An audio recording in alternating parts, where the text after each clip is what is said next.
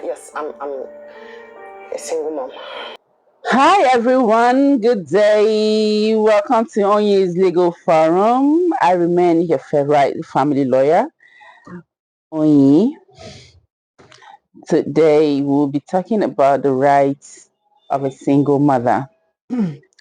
Are you part of those who shame the single mothers? You shame them?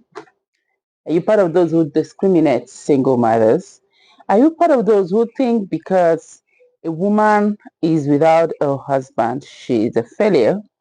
Or are you part of those who think a mother who doesn't have a husband or a man in her life is a failure and should be discriminated and should be avoided?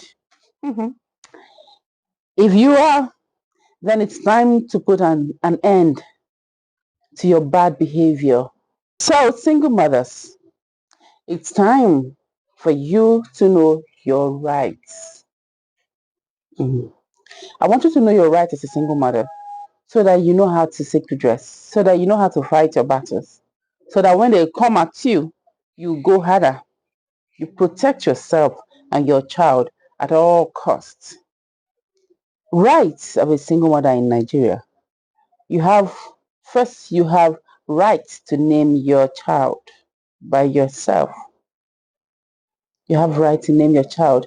Every child born in Nigeria must be registered within 60 days of birth. So if you are a single mother who has given birth to a child, you don't have to wait for a man to name your child for you if the child's father is not present. Within 60 days, the law mandates that you name that child. You give that child a name and you must register that child's birth with the NPC. So, a single mother, you have the right to name your child, okay? Don't be made to stay waiting for a man or a male figure in the family to come and name your child for you because you think you don't have the right to. You have that right, okay? In fact, according to the Birth Death Compulsory Rights Act 1992, the act stipulates that every child must be named within 60 days of birth, either by the father, mother, or both parents. So including you, if you're a single mother, you have the right to name your child. Name your child now.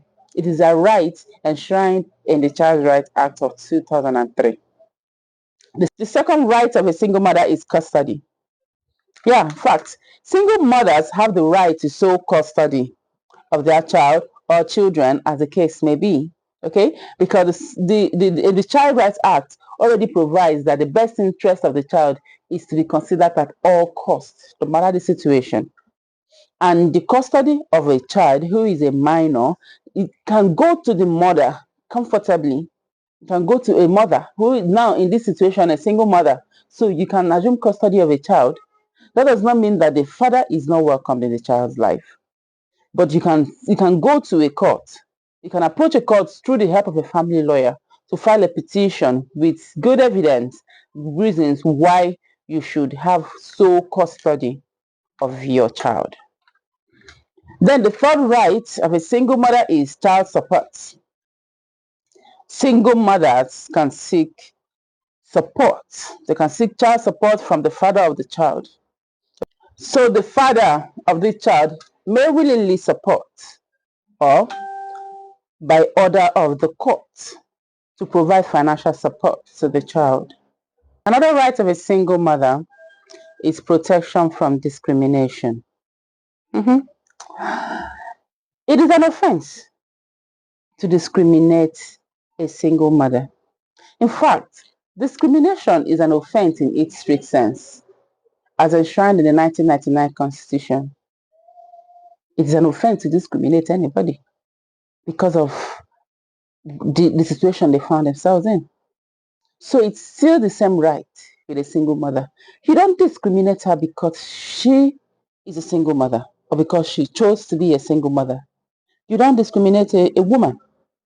The Convention of the Elimination of Discrimination Against Women ensures that women have the same rights and responsibilities as parents, regardless of their marital status.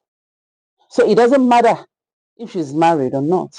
As long as she's a woman, she has the same rights as every other woman. Okay? So being a single mother is not an offense in any part of Nigeria. In fact, discrimination is a violation against the fundamental human rights. So you should actually be careful. If you violate women's rights a lot by discriminating the single mothers, then you should be careful because you are violating the fundamental human rights. Remember, yours is protected, so don't violate someone else's own. Let me ask you, what would you do if you find yourself in this situation? Life happens, guys. Life really happens. You didn't choose to be a single mother, or even if you choose, it's your life, right? Now, what happens when you didn't choose to be a single mother? And then something along the way, it went the way it went, and boom, you found yourself alone with your kid or kids. What would you do when people deny you of your rights or of your rights to even happiness simply because your children are not living under the same roof with their father? What will happen? How would you feel?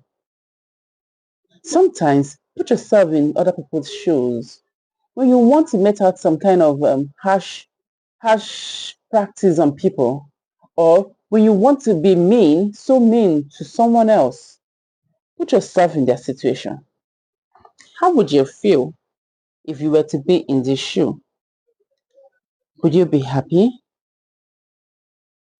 Put yourself in people's situation and ask yourself this honest question. Would you be happy if people violate your rights?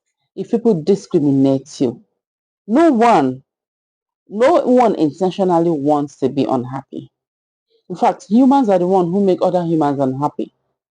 So put yourself in people's shoes. When you discriminate, when you use unkind words to people, when you are mean to people, or when you say hurtful things or hurtful acts towards someone else, put yourself in their shoes. If you were the one, how would you feel? We should stop. Stop. Because now you don't only see that it makes them feel terrible, you can now also see that you are violating their rights. And they can sue you. They can sue you. They can actually sue you. Yeah. So be careful. On this Lego Forum, we teach law undiluted. We teach women and children's rights undiluted.